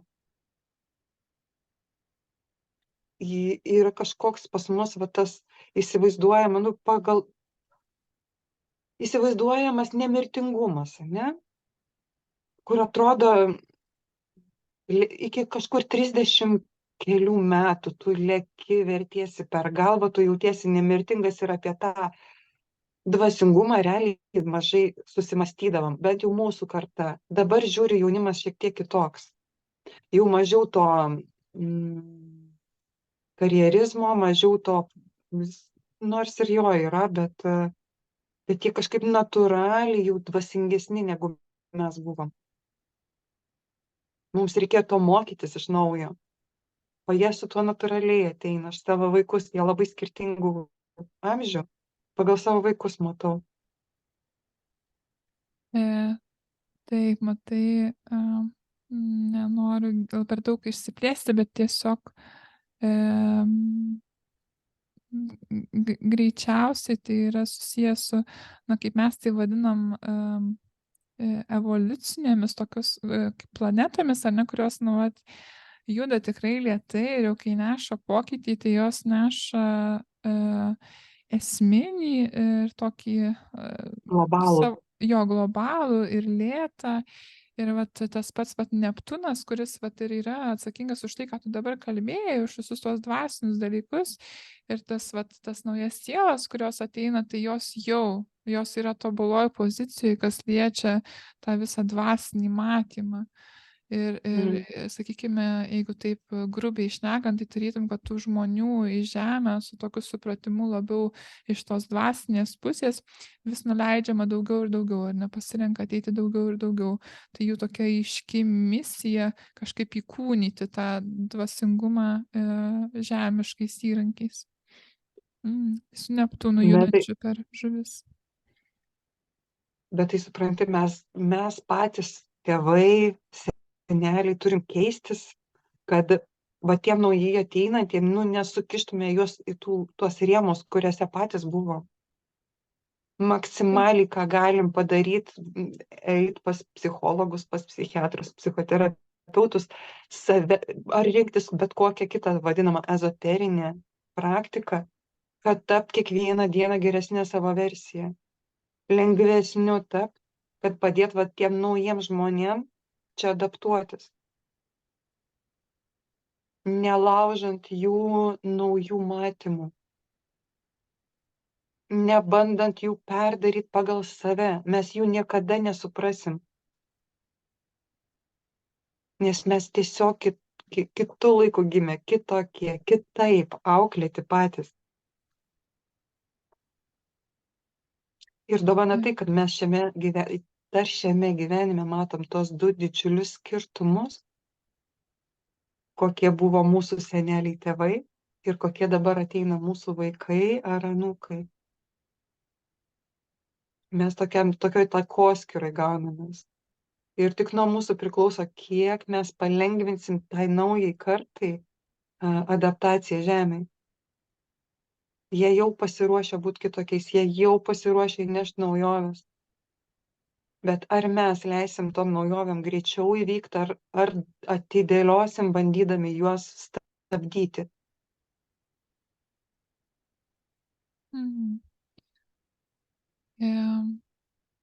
Taip, ir iš tikrųjų aš pritariu tau, Violeta, tačiau bet kokiu atveju, kad ir kokia, ar ne, ar tai būtų dvasinga, ar tai būtų karinga, ar tai būtų kažkokia tai harmonija, grožį nešanti siela, kuri ateina, bet jinai, neateina tik tokia, jinai turi įvairiapusiškų pusių ir kartais tai reikia mažų dalykų, kartais netgi gal žmogui ir to vieno sakinio užtenka, ar ne, ar pabūti kito žmogaus energijoje ir jisai gauna galimybę, pažinti tas savo, galbūt kartais galima vadinti trukdžius, ar ne, kurie trukdo jam išjudėti, paeiti greičiau, ar ne? Paeiti greičiau. Taip skiriasi sąmoningo žmogaus kalbėjimas ir pajautimas nuo, tarkim, eilinio žmogaus, kuris dar nėra praktikuojantis. Jis tiesiog dar prie to nepriejo. Mane? Taip, taip. Tai man ir tau viskas aišku. Mums viskas aišku. Sąlyginai. Nes kuo tau atrodo daugiau aišku, tuo tau mažiau aišku. Čia... Taip. Taip. Bet mes jau pasiruošę priimti, o kiek dar net nežiūri į tą pusę. Tai mūsų ir yra paskirtis apšviest, pašviest, bet tą vieną sakinį pasakyti. Taip, labai saugu susiburt draugų ratą, kur mes visi vienodi ir savam rate bendrauti užsidarius. Labai saugu, labai faina, bet ar tame yra augimas?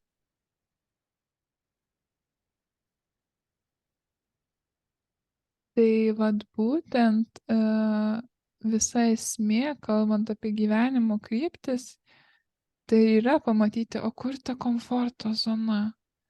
O kur dažnai komforto zona, jinai žmogui jau nereikalinga, bet jinai antiek patogi, kad žmogus dantim, nagais kabinsis, kad tik, netimtų iš jos tos zonos. Ir čia, mes galvoja, mes negimėm, kad gyventi tam komforte, mes gimėm, kad tikrai gyventi. Ir pats tas gyvenimas, jau tas, kaip ir minėjau, tas gimimo momentas ir tas mirties momentas, jis jau šneka, kad, žmogau, tu nenori, negausi to komfortiško gyvenimo. Tai arba tu, arba žmogus žingsniukais pats eina link to savęs išvedimo iš tų būsenų, kurios jau nebetarnauja, kurios yra kaip tik trikdžiai ir galbūt kuria žmogui, nepageidautiną likimą, ar ne, ten tokį periodišką likimą, nekalbu apie tą tęstinį. Mano komforto zona buvo skausmas ir ėjimas per prievartą. Tai buvo mano komforto zona. Tada, kai aš buvau senoji, kai gyvenau tik protė, nuolatinės migrenos, nuolatinis pyktis, agresija auganti. Tai buvo mano komforto zona. Kančia irgi gali būti komforto zona. kaip aš išeisiu į laimę, vedu sesijas asmeninės, tarkim, ane, dirbu su žmogum, o jo komforto zona yra kalties jausmas ir skausmas. Ir jis nenori iš ten išeiti. O kas manęs laukia? Mes idealizuojam tas komforto zonas, kad liktai aš gyvenu labai gerai ir aš bijau kažką keisti, kad man pablogės ar dar pagerės. Ne. Daugumai iš komforto zona yra tiesiog nuolat jausti skausmą. Jie prie jo tiek pripranta, kad jie sako, man viskas gerai.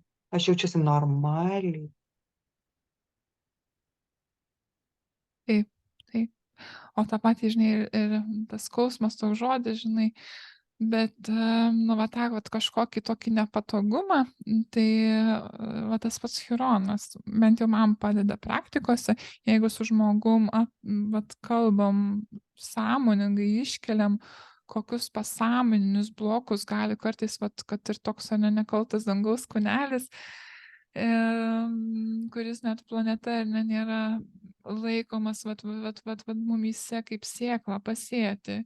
Ir kol tu jos neiškeli ir nu, jinai ir kažkaip ten vilksis ir tu turėsi ją vilkti, nori, nenori. Ir, pavyzdžiui, žinai, jeigu tavo atveju, ar ne, kadangi tu esi mūsų konkretus pavyzdys šiandien, Violeta, sakykime, jeigu žmogus Chironą gavęs tokioje pozicijoje kaip pas tave, reiškia, yra kažkoks jau nuo gimimo yra nepatogumas. Nu, tarytum, ta siela šiek tiek priešinosi, jinai ne visai norėjo tą kūną gimti, bet jinai gavo tą kūną ir turės gyventi. O kodėl tas priešinimasis, turbūt jam gal, na, jinai suvokia, kad tai nėra visai švari vieta, ar ne? Kaip kad žmogaus kūnas galbūt nėra visai švari vieta, galbūt ir ta aplinka, į kurią gims, kurio vaikščios tas kūnas irgi nėra švari aplinka. Ir jeigu čia toks grubus, žinai, pavyzdys, bet sakykime, jeigu įsivaizduokim, kad yra toks modelis galvojimo ir kokie kraštutinumai žmogaus elgesy tuomet gali pasireikšti. Tai, pavyzdžiui, pirmas, kad žmogus neduos savo maisto. Tai tiesiog sąmoningai bandys neįteršti kūno ir vos nenumarinti savo kūną.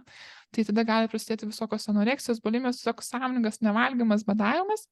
Arba buvo, nu va, matai. Aha, supratau. Aha, o antras, ir šiaip ir ne tik, ten ir visokie seksualiniai dalykai gali neigti, ir seksualinį ryšį, nes tai yra per nešvarus dalykas. Nu, tiesiog, Atvirkščiai.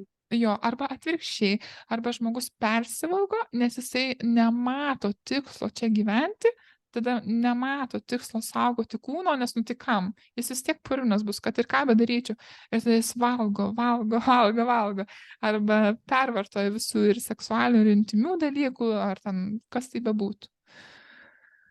Va, tai toks žinojimas, ar ne, galbūt padeda paaiškinti žmogui dalykus ir tiesiog įduoti prasmę ir iškelti procesus. Aš tavo tą pradžią, žinai, jeigu žmonės suvoktų iš pat pradžių, iš pat vaikystės, kad juos mokytų, kad siela pati veržiasi į žemę. Jos čia niekas nesiuntė, mes ten konkuruojam, kas ateis į žemę, kas gims. Supranti? Va kur juokingiausia. Aš atsimenu, kaip dabar savo žodžius mamai, kam tu mane gimdei, man viskas nepatiko, nei mano mama man netiko, nei tėtis netiko, nei miestas, nei šalis, aš iš vis niekur netikau. Tai yra man niekas netiko, tarkim, ne? O jeigu man būtų dar vaikystėje pasakę kažkas, kad aš čia norėjau ateiti, aš pasirinkau tėvus, aš pasirinkau šalį, miestą, kaimą, religiją, kur aš gimsiu, kur aš geriausiai save keisiu, integruosiu ar dar kažką darysiu. Jeigu aš tai būčiau nuo pradžių žinojus, galbūt visai kitai būčiau gyvenus. Įdomiau, keiščiau, šiaip įdomiai ir taip gyvenau, bet ne per tą nuolatinį skausmą, sakyčiau, bet gal kažkaip kitaip. Nu, bet yra tokia patirtis ir jinai man dabar labai pasitarnauja. Tai pamatyti kitose tos scenarijus, tas programas. Nes aš jas visas praėjau maksimaliai. Va būtent, ar ne, kada žmogus gali prieiti prie ar neturim, sakykime, paimkim tą patį Chironą ir jis visada turės 2 oktavas. Viena bus ta žemutinė, ta neigiama, o kita jau bus ta aukštoja, ne aukštesnioji oktava, ta išraiška to archetipo, tų visų savybių. Ir būtent žmogus jau priėjęs, pažinęs save ir ne pripažinęs savo ir tos pačius galbūt ir klaidingus pasirinkimus arba Tobulą klaidingus. netobulumą. Taip. Tai tada, ar ne, galima tikėtis, kad žmogus po truputį prieina prie tos aukštesnės oktavos, tos aukštesnės išraiškos. Ir kas įvyksta tuomet, kad tas visas patirčių bagažas, ar ne, jis niekur nedings, kaip ir tu minėjai, ne, Violeta. Ir gaunasi taip, kad, na, tu negali be jo nuo jo atsiskirti, ne? Tai yra tas dualumas, tas būtinasis dualumas. Ir vėlgi tai yra Chirono to paties tematika. Ir tu turi su tuo gyventi, bet čia yra 2 pasirinkimai. Arba tu save leidi į tą žemą oktavą, į aukos vaidmenį, arba tu keli aukščiau netgi ir už save, ne? Ir tuomet, tą savo visą patirtį, surinktą bagažą, tu naudoji, kad kitiem žmonėm leistum kažkaip prieiti jų, ar ne? Tai realiai visa Chirono esmė ir yra ta, kad mes turime tiek įsileisti į savo lauką kitus žmonės, tiek savo kažkokią tai seniai jau supakuotą, suvyniotą gebėjimą dovaną siūlyti kitam, ar ne? Tiesiog tokia abipusė pagalba. Tai tavo būtent Chironas, jisai labai per žuvų ir per Tauro kanalą eina. Ir čia jeigu taip įdėtume į kelis žodžius, ar ne, kokia jo esmė, nors tai yra labai platus dalykas, ar ne, Violeta, taip pat žmogus tik gali savo realiai atsakyti, bet kaip mano, kaip tos jau vertėjos specialybė, vertėjos kabutėse, ar ne, tai kažkaip bandyti vis sudėti į tos žmogiškus sakinius, kad žmogus pats suprastų, ką tai jam reiškia. Tai visgi, norėtų susakyti, kad tu turėtum parodyti žmogui, na, tavos, ne, taip dabar grubiai, žinai, pasakysiu, tą gyvenimo kaifą, ar ne, visame kame, per pažinimą savo pasąmonės, ar ne, per iškeltus procesus. Ir jeigu kalbėsim apie coachinimą, tai tave, kaip Chirono atstovė tame, kaip savo savirealizaciją, ne, tai matau kaip pasąmonės coacherė.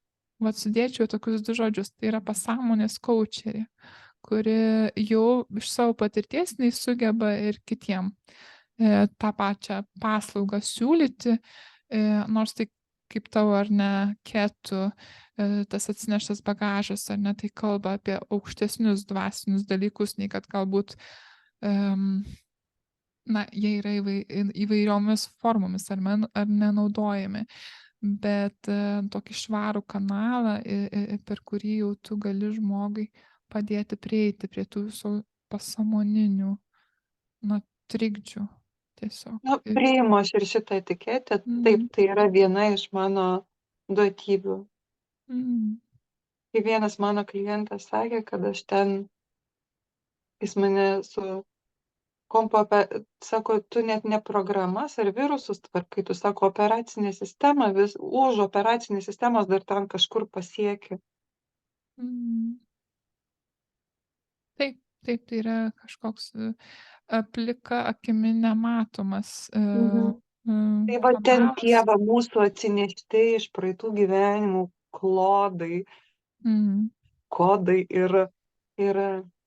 bet tai šiaip, aš net trečdalio nesuprantu, kas vyksta sesijų metu, ar mums dabar bendraujant, vyksta tokie energiniai procesai, kurių nei plika akim nepamatysi, nei nufilmuosi. Yra jau kai kurie prietaisai, kurie matuoja, bet ta sinergija, jinai labai didžiulė. Ir iš mano ir tavo per mūsų einančią energiją kurias naujos ir jos skleidžias. Ir tie procesai, jie ne tik galvoj, žodžiuose, koduose, bet ir labai didžiuliai procesai vyksta už mūsų nesuvokiamos ribos. Ir taip mes tam ruošiamės daug gyvenimų. Ir taip mes ruošiamės va šitam permainų momentui. Ir mes žinojom, kur einam ir ko einam ir ką mes čia darysim.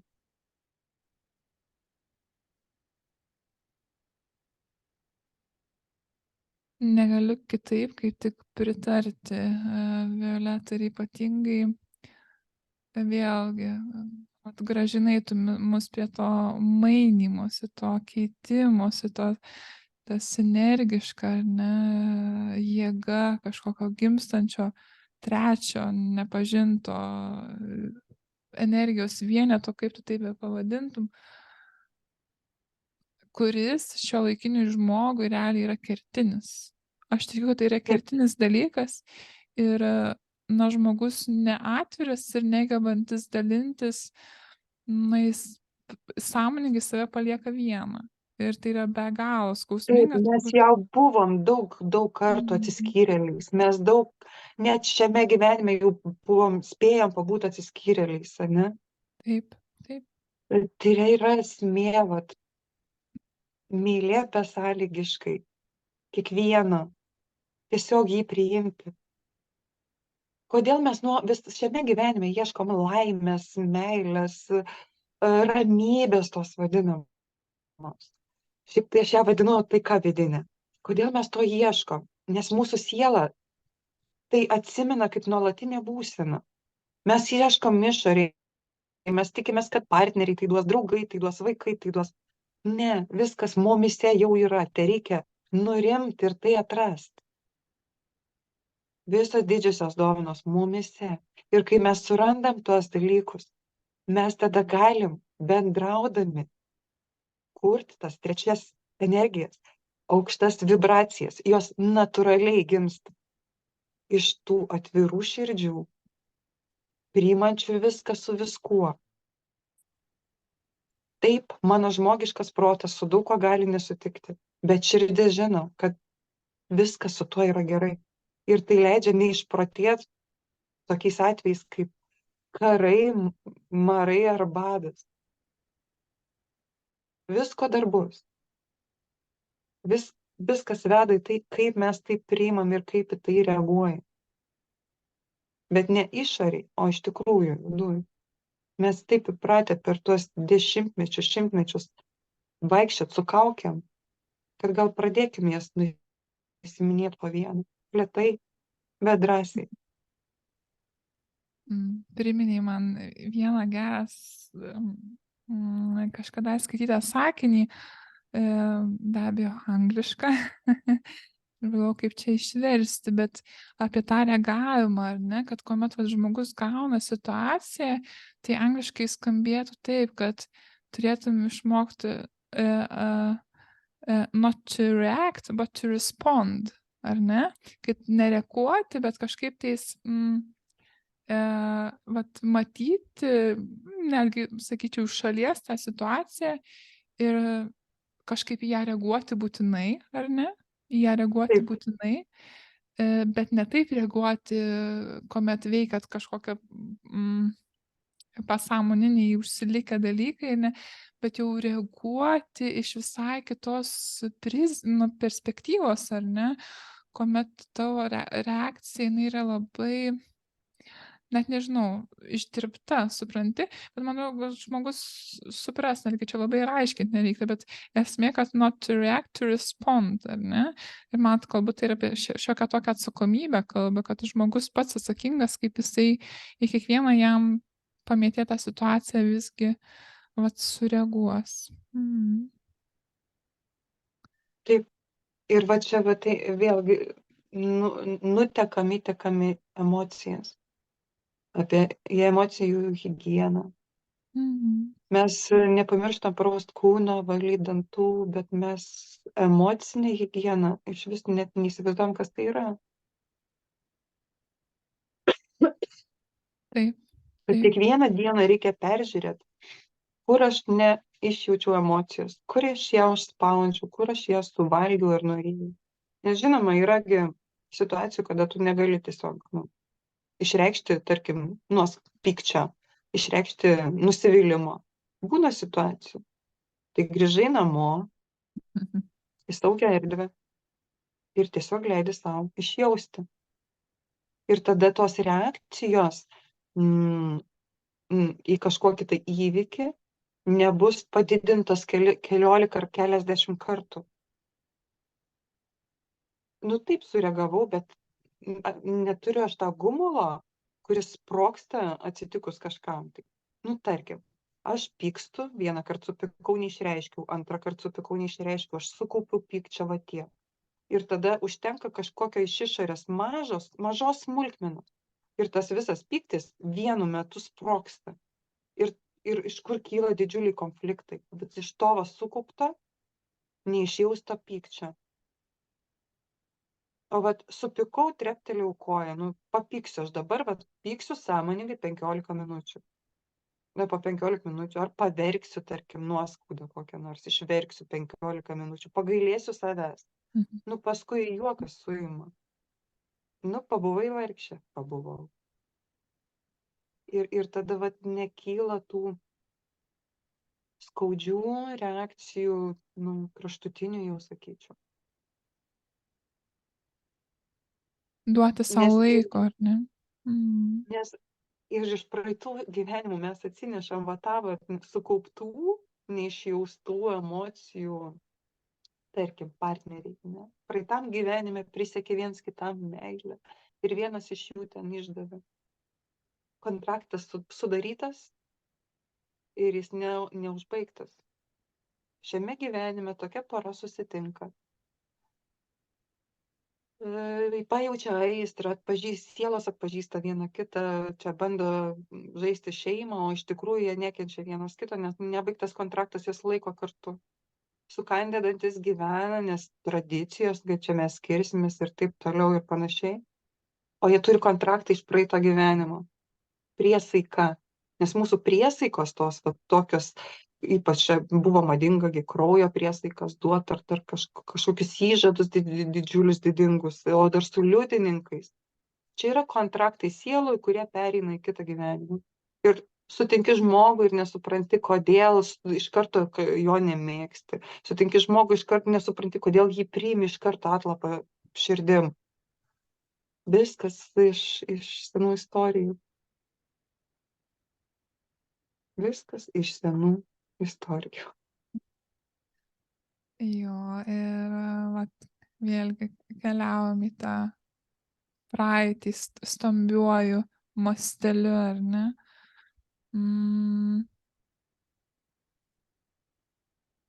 Man kartais didžiausiais mokytojais visgi yra vaikai. Ir žinai, aišku, pati tiek tu, Violeta, ar ne, tiek aš, ar ne, abejos turim mažamečių vaikų ir to savo kasdien praktikuojamo ir savo taikomo įrankio mes negalim tiesiog atsieti, ar ne, nei nuo savęs, nei nuo vaikų. Ir nori, nenori, pamatai tiek tam savo vaiko elgesį šiek tiek gilesnius dalykus, ar ne? Ir man tai leidžia savo vaiko elgesio modelius, sakykime, sudėlioti tiesiog ne tai, kas modelis, bet tą elgesį sudėlioti tam tikrą modelį. Ir būti pasiruošusiai, žinoti, kur čia ta stiprioji pusė, kur čia silpnoji, o kur čia ta vieta, kur galbūt reikia pasaugoti, ar ne, tą mažą gležną būtybę. Ir vėlgi, ne, tas žinojimas, jisai tikrai neateina iš tų, šiek tiek be abejo, kad ateina iš tų pirmųjų metų patirčių, kiek vaikas stebi, ar ne, bet tai visgi ateina iš šiek tiek gilesnių, ankstesnių dalykų. Tarytum matai, kad tas vaikelis, žinai, jisai jau tą savo kelius pramintus, jis vėl mina čia tik truputį kitokiu pavidalu, ar ne? Tai man, nu, tie maži vaikai yra toks gyvas vaikščiojimas, vaikščiojantis įrodymas, parodymas, kaip čia jį bepavadinsi, kaip visgi jie yra įtakojami kažko, kas plika akiai, na, nėra matoma, tai tiesiog gali vat jausti. Ir be abejo, astrologiškai tai vėlgi yra tam tikri niuansai, kuriuos ypatingai skaitant, ar ne, tą galimą praeitų gyvenimų istoriją, vat pamatyti, ar ne, tai labai Jo, leidžia labai priimti, ryškiai, labai priimti, ryškiai. pažinti. Mhm. Va, va. Tai turbūt visas pasaulis, ar neįeina šiuo metu tokia, na, vis drąsiau į viešumą lendančią dvasinę pusę, ar ne, žmonėse. Ir tai tiesiog man toks gyvas signalas, kad prašau žmogau, naudokis, ar ne? Tai visiems prieinamas kažkoks tais didžiulis kanalas, ar ne?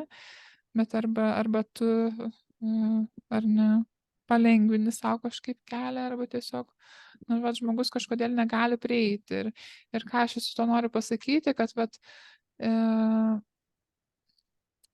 labai, na, vat, kad nereikėtų tiesiog žmogui turbūt vienam likti, kai jau žmogus jaučia, kad, nu, viskas, aš nežinau, kur tą savo koją toliau dėti, tai ieškoti pagalbos. Na, ir visokius skaudus įvykiai pasaulyje kartais rodo, kad žmogus likęs vienas labai stipriai įkrenta į savo, na, praeitų patirčių tą didžiausią skaudulį, ir iš to skaudulio jisai nepasirenka išreikšti tos aukštesnės oktavos, bet visgi tą žemesnę, ne? Ir tada prasideda visokie, na, neadekvatus, žiaurūs ir, na, tikrai nebuvę būtini dalykai, įvykiai. Žinai, mes net nespėsim pastebėti, kai ateis ta diena, kai bus keista, kad kažkas neišvystė savo, nu, stipresnių jautimų. Ta vadinama ekstrasensorika, tai tiesiog savo prigimtinį jutimų ugdymas. Empatiją mes turim kiekvienas. Labai retas, kuris gimsta neempatiškas. Mes tiesiog, bijodami skausmo, tą empatiją uždarom patys. O mūsų vaikai jau gimsta va tokie atviri, ir jie net nebesiruošia to uždarinėti, nes to nebeįmanom. Pajautimai, energijų žinom kiekvienas, intuiciją turim kiekvienas, bet mes augdami taip sugebėjom viską tai užpakuoti. Visgi tas auklėjimas davė savo įtaką, nieko nepadarysi. Viskas, ką mes galim padaryti, tai dabar kuo labiau išiminėt va tuos ribojančius dalykus ir vėl iš naujo atrast savo empatiją, vėl iš naujo atrast savo visą jausmų spektrą, kuris yra labai didelis. Ir lengviau suprasim, ir lengviau patiem bus lengviau. Realiai patiem bus lengviau.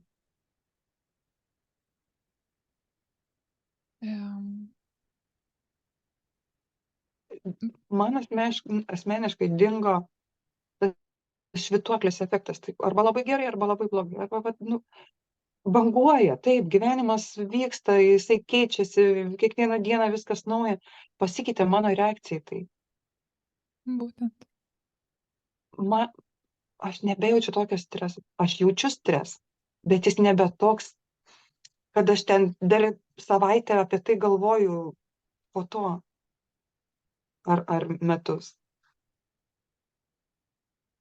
Tiesiog, kuo labiau mes čia atėjom besikeisdami padėti savo naujoms kartoms, toj naujoje žemė, kad ir kaip nuvalkiotai šitas pavadinimas skambėtų, bet visi astrologai, astronomai, visi sako, kad kažkas keičiasi. Tai akivaizdu. Laikas net pasikeitė, net laikas. Kažkokia kita laiko tėkmės. Mhm. Mhm. Ir visi tai supranta, visi tai mato, bet vis dar atsiranda tokių, kurie, nu, neigia. Nu, neikit. Jums nuo to tik skaudžiau. Na, žinai, ta kaita, na, man tai kažkoks nesustojamas dalykas ir toj kaitoj tikrai esam nuolat. Ir e, ta pati visata, ar ne, tai yra tiesiog tarytum toks išvirkštinė versija žmogaus. Taip. Arba žmogus tai irgi išvirkštinė versija, tas atspindys tos visatos.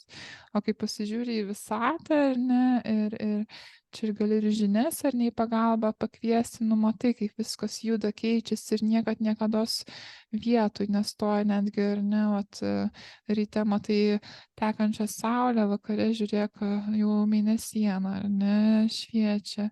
Ir niekas niekados nesustoja.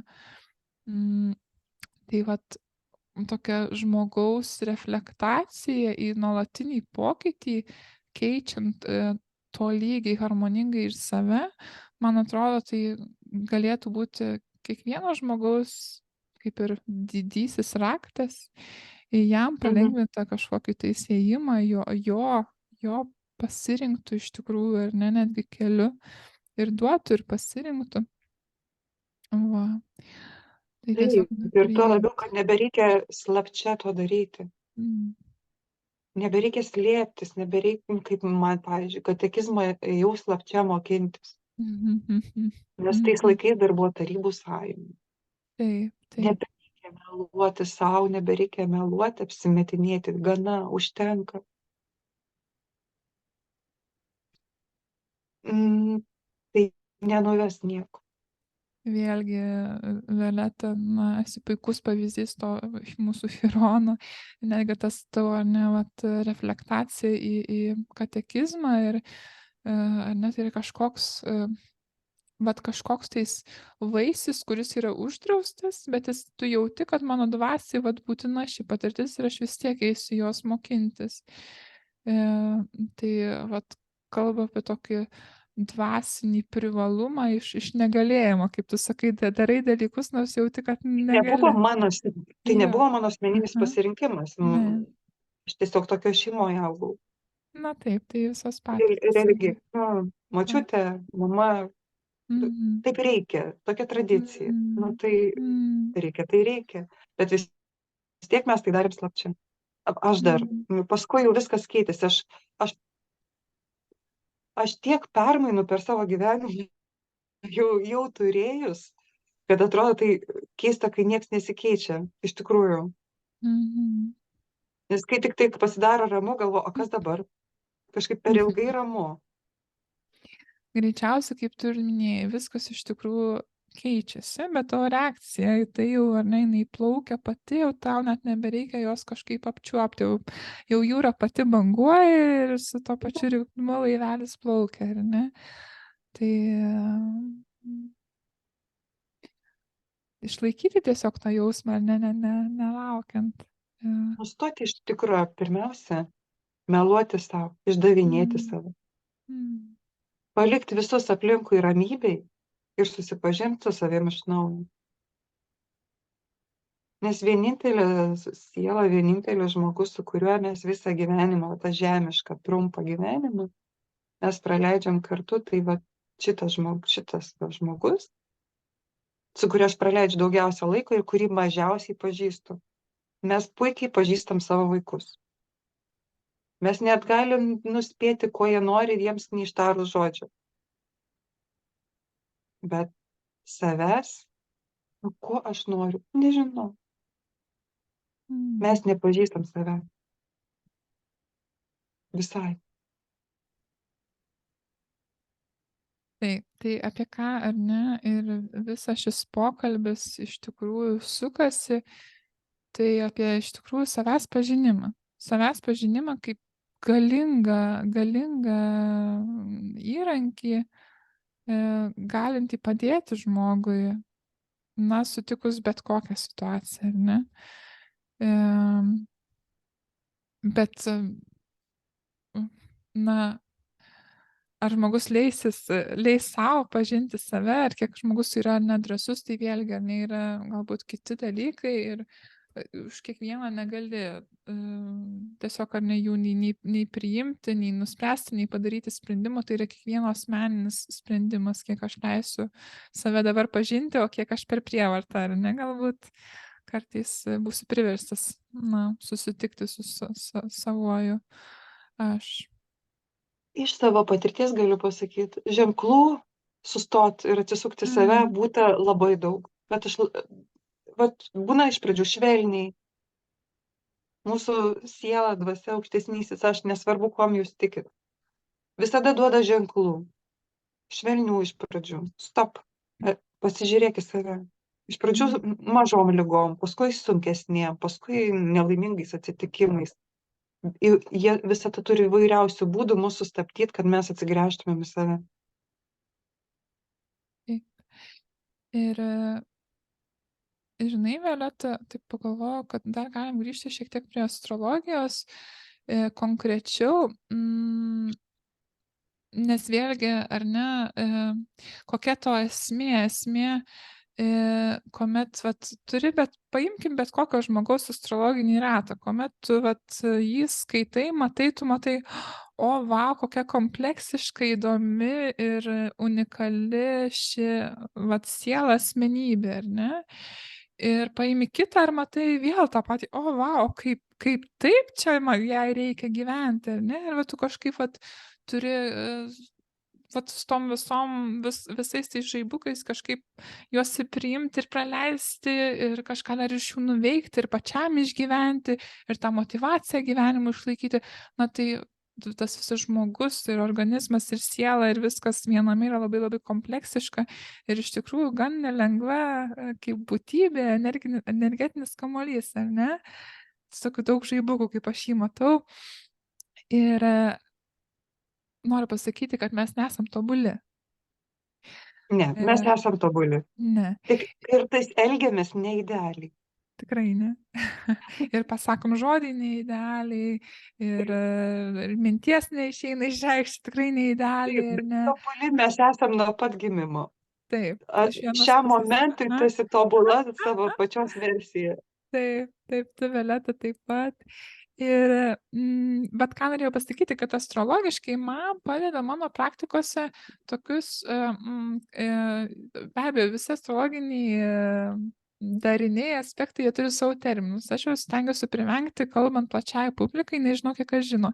Bet tiem, kurie galbūt daugiau astrologijos pažįsta ir klausysis šio įrašo, tai aš noriu pakalbėti apie tos skip step vadinamuosius. Tai yra kvadratūros aspektai į tos pačius keturachų taškus, kurie rodo mūsų gyvenimo kryptį, iš kur mes ateinam ir kur mes einam.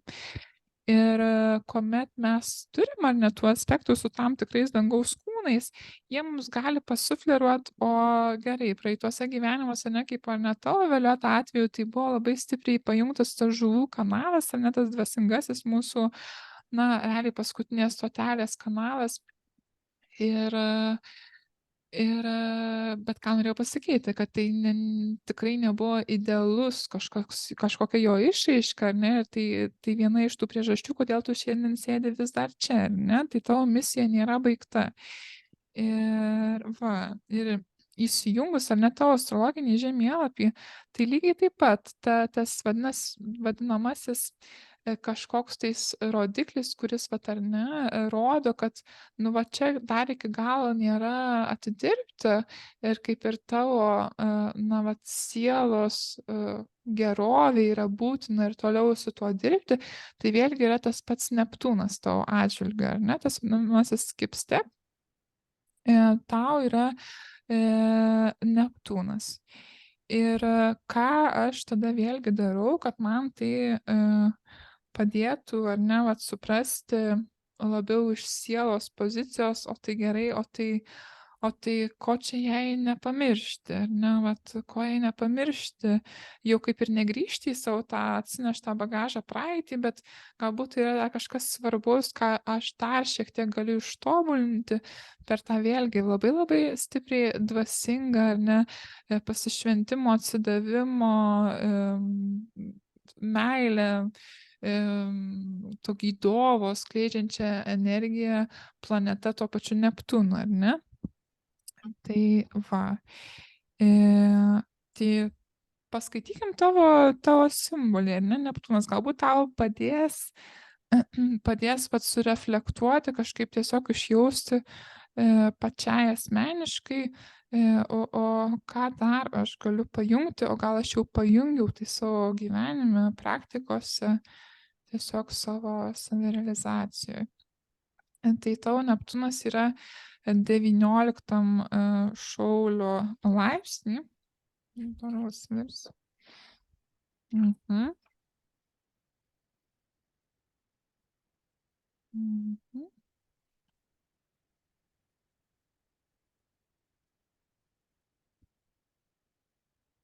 Taip. Mhm.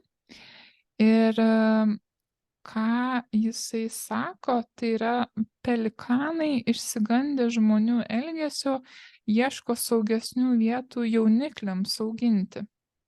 Ir toliau aiškinamas simbolis. Tai yra žmonių susirūpinusių ateitimi poreikis rasti naują gyvenimo būdą saugesnėje aplinkoje.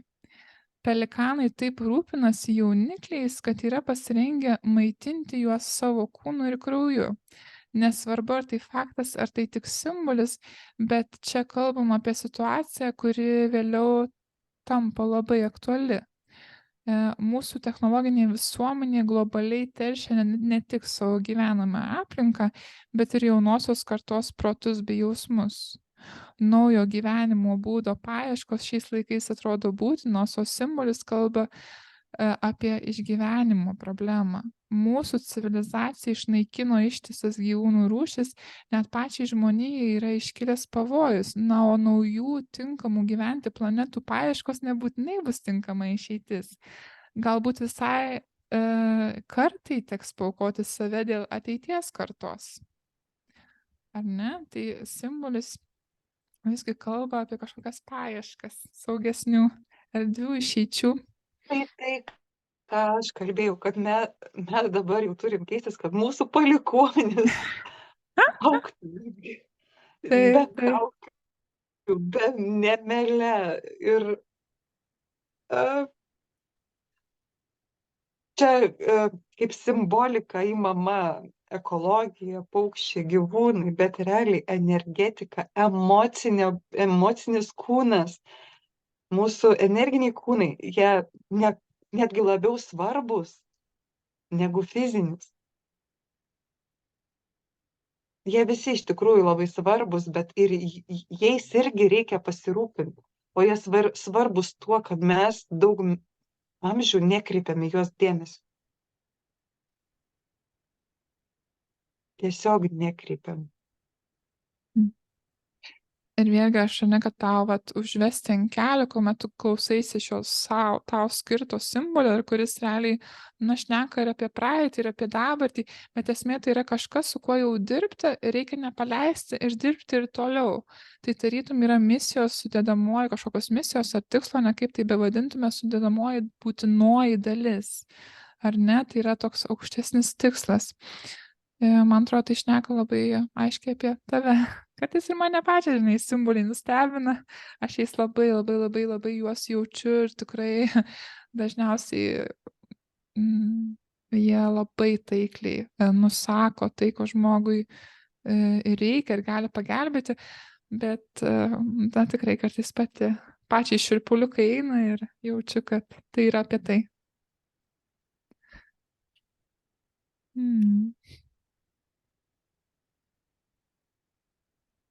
Ir kaip tu tai ištransliuotum, tarkim, vienu sakiniu, būtent va šitą simbolį?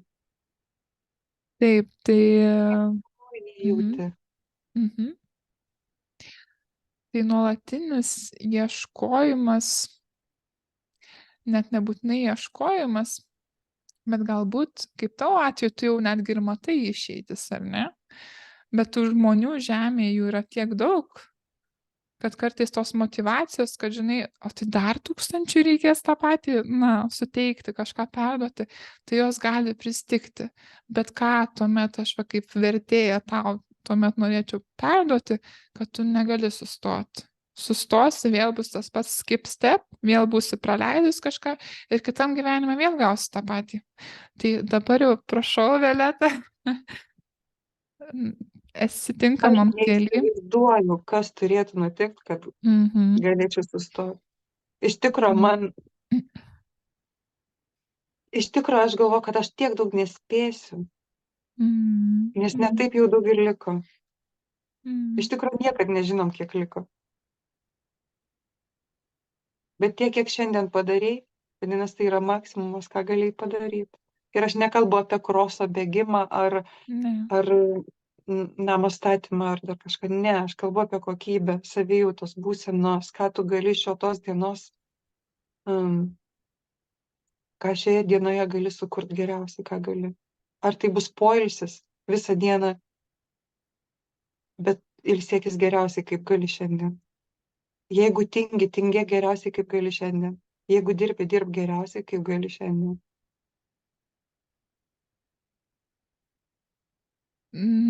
Taip. Man atrodo, ta tavo ištransliuota dabar žinutė, galim ir pačios vadovautis ir sakyti, jog šiandien jau padarėme viską, ką geriausio galėjome padaryti. Ir palikime tai kaip neužbaigtą atvirą ir amžiną pokalbį, prie kurio berods, jog žmogui reikės grįžti vėl ir vėl. Ar ne? Taip. Tai būkime vieni kitiem tais laidininkais, kurie, prilaikys vieni kitus šio kelionį. Pabaigos nėra. Nėra. Jos tiesiog nėra. Yra tik kiti etapai.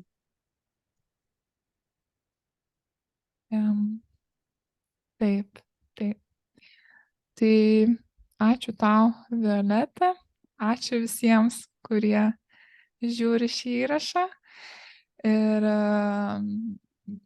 dalinasi ir labai tikiuosi, kad žmogus besiklausantis tiesiog atranda tai, kas jam pačiam yra aktualu ir svarbu, o visa kita palieka visiems kitiem, ar ne žmonėm, kurie vėlgi atras tą savo dalį iš pokalbio, kuri bus visgi jiems skirta. Taip. Tai ačiū, Violeta. Dėkui ir tau, ir dėkui tiem, kas klausys. Laimingai.